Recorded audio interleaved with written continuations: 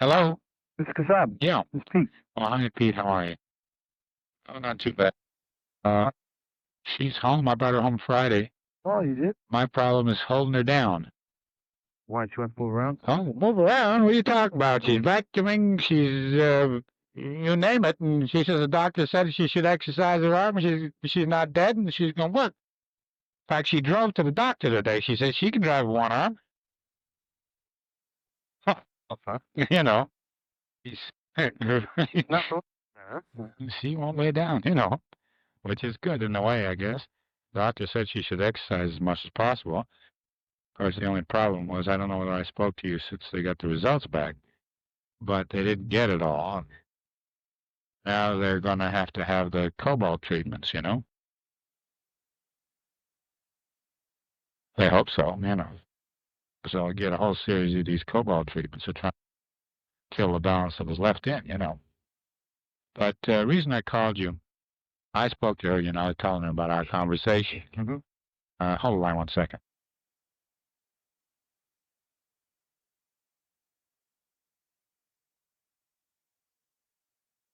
And she definitely wants me to tell you. She insists that I tell you about that bit, with Jeff. So I figured, well, tell me one thing first, Pete. Was there any surveillance of Jeff around the middle of November? Around the middle of November? Right. Surveillance? Yeah. There wasn't. All right. Well, of course, as I said to you, the thing is not a lie as far as best as I could check out because of the fact that I checked it out. Jeff called me on the 18th of November. Right? Tell me something. He said, one thing I'm not at home. I said, well, maybe you better wait till tomorrow. I'll call you from the office. So the phone's tapped or whatnot. I left one. So then he proceeds to spin me a yarn that I'm not quite positive of the date, but this was on the 19th of February, which is a Tuesday, I think. 19th of November. 19th of November. So you're talking back to Saturday before that. That he had, at the time, said we went out looking and we caught and what have you. Therefore, he claims to have caught up with one of the people, and that according to the way he put it at the time, that when we got through with him, he would have told us anything type thing, And that the guy admitted being in the house, but he didn't know how he got there, and he didn't know the people he was with, what have you and wherefore. The claim is of course, not in direct words. I mean, actual fact that he sort of finished him off type thing. You can understand why at the time that I thought it probably at the time was a true story, and therefore, But then as I got to sit down and think about the damn thing. That's why you asked me about that sergeant. That's right. And so I started to look into this thing and found out that, the biggest lie in the world, the more I thought about it, the worse it got at the time because of the fact that I said to myself, my God, here is a perfect chance if such a thing is true. And that is that a chance to catch the rest of them type thing. And here it is gone, So, Yeah. Who did he mean by we? Him and Harrison? Well, no, he didn't say who. He just said that we thing, that by the time we got through, I don't think Harrison was in Vietnam at that time in November. He just said that in passing type thing. The guy that was sergeant that was killed was shot. Yeah, I know that. And you said there were no other, nothing else wrong with him except that he was shot. Right. In other words, the intimation had been that they had beat this guy up, type thing. No, this guy was just. That's why I asked you that question, because just to up and shoot somebody, is just not. And he was shot, Fred, almost in the downtown area where they had that construction near some of those bars down there. Yeah. And also, they're pretty sure they know who did it. Yeah, I know you're telling me. They just can't prove it. Yeah. Well, one other.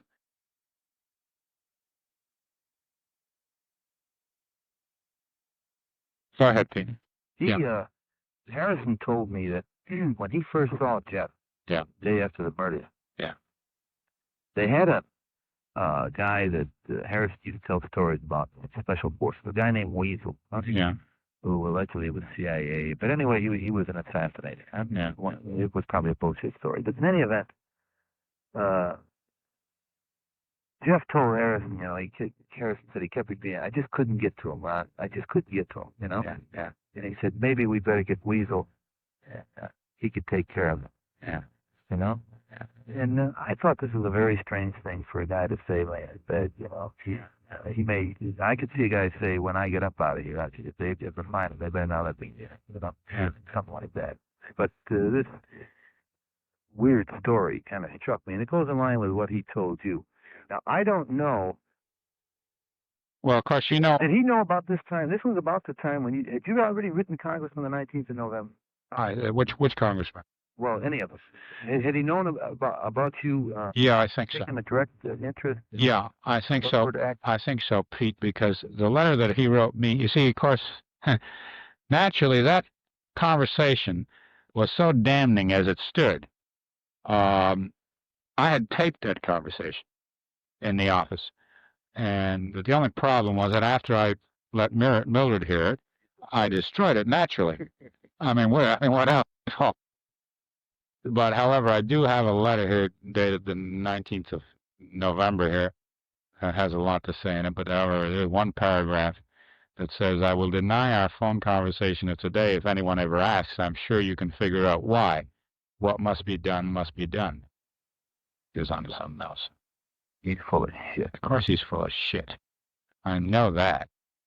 It's just a great big, making himself to be a big man type thing, Because I went down, when I was at Fort Bragg, I looked over every murder in that general area, and that was the only one in the paper. And as you checked out further on, for 50 miles around there, he did say Fayetteville, of course, at the time. And I think Mildred remembers. Mildred asked him, or asked me to ask him, I asked him if anybody had mentioned anybody else, or who they knew, and he did make a reference. Mildred remembers the name. He said, well, the only thing he knew about the girl is that they called her so-and-so, and I forget what the name is offhand right now. Mildred remembers all. I'd be interested in that. I'd be interested to get a copy of his letter, too. Yeah. We wouldn't show what the source was, of course. Right. But could you mail me a copy? Yeah, sure. I was up to Washington Friday night. Right. And we plan within the next month, probably, to discuss it again with the Army General Counsel and Justice Department. Right. And we should know what the hell they're going to do let's say before the first of the year. Right. Don't tell anybody that, but we should have a decision on what they intend to do. They may tell us to go out and start more investigation in certain other areas after they review the case. See? Right. Because if there's any prosecution, if they feel there's enough to go for an indictment on Dr. MacDonald, they're going to want us to run some more. Now, I don't know if they're going to do this. I'm just saying that that's one area that they're exploring. Yeah. But of course, Mildred, I think, remembers her memory a little bit better than mine going far back as to exactly what was on that tape that she heard, because she wasn't in on the conversation. I taped it in the office, and then I let her hear it, and then I destroyed it. Did he say whether it was the white guy or the black guy? White guy. I forget. Mildred will tell you, I think not sure what he said, the guy with the mustache.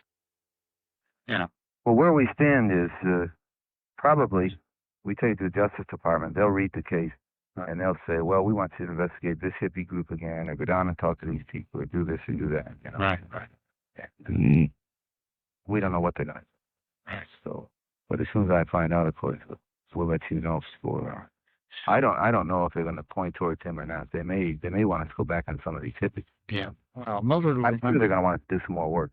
Mildred remembers a lot more of that conversation than I do. Maybe we can get back up there this week. I'll have to talk to my boss in Washington. See. Right. Well, You haven't heard he's still out there, though, huh? As I know. Pete, I haven't, as you know, I haven't heard a word. Not a word. If I heard, I'd let you know. The flowers arrived from Mildred? Oh, I was going to notice it to thank you. They were the most beautiful things you've ever seen in your life. Were they good? Pete, they were beautiful. They said they snakes were. I mean, I'm not really kidding. I mean, I'm not exaggerating. They were. In fact, if you come up this weekend, they're still in the house. They're beautiful. Beautiful, big round bouquet, you know, on a pedestal type stand. They were very, very nice. Miller was so pleased. So I'll send you a copy of this letter. Okay, and then I'll be talking to you later this week, huh? Okay. Okay, thanks so much for the help. Huh? Okay. Okay, bye.